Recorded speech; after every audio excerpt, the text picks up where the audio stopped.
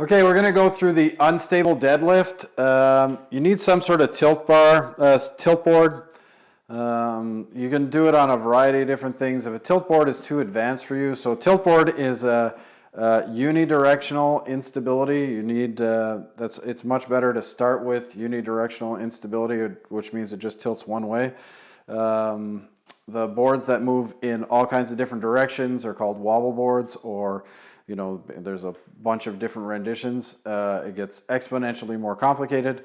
And actually, if you find this is too tough to start with, then you can, stand on a stack of Airex pads or something that's a little more stable than this. But for generally, by the time you get to this point, it'll be challenging, but it is a good place to start on a tilt board.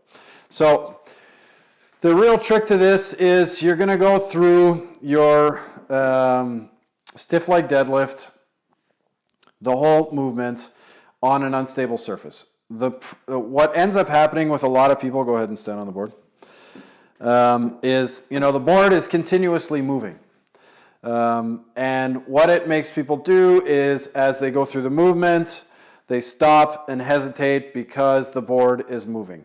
What this is trying to teach you is not only to be strong with your deadlift, but also to be able to deal with instability as you go through this. So I don't want you to lighten, go so light on on the resistance you're working with, just because there's instability there. You can actually go pretty heavy within probably 20% of what you can lift anyway. You can step up on a board and do. So the trick here is with your knee movement, actually step off the board for 1 second.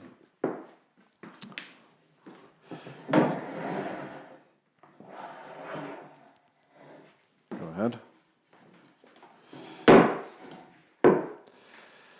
Is you want all of the reactionary force to be happening at your knees. So your pelvis, if you watch, Julian's pelvis isn't moving. All of the up and down force that's happening at the board is being absorbed through his legs. So you don't want a lot of movement through the hip. A lot of people, when the board tilts to this side, they drop their hip. And tilt boards to that side, they drop their hip. And you want your legs to be absorbing all the movements and your pelvis to be nice and still. Then, when you start going through the movement, even if, things get all wacky, the board it can only go so far. So you're going to go through the deadlift and you're going to complete the movements in return, go ahead, no matter what the board is doing. Even if that means the board touches down on one side and you feel like you've totally lost your stability, the only way you're going to learn it, pick it up, practice it, is to continuously go through the movement no matter what the board is doing. The more tired you get, the more the board is going to move. So don't let the board dictate if you're doing repetitions or not.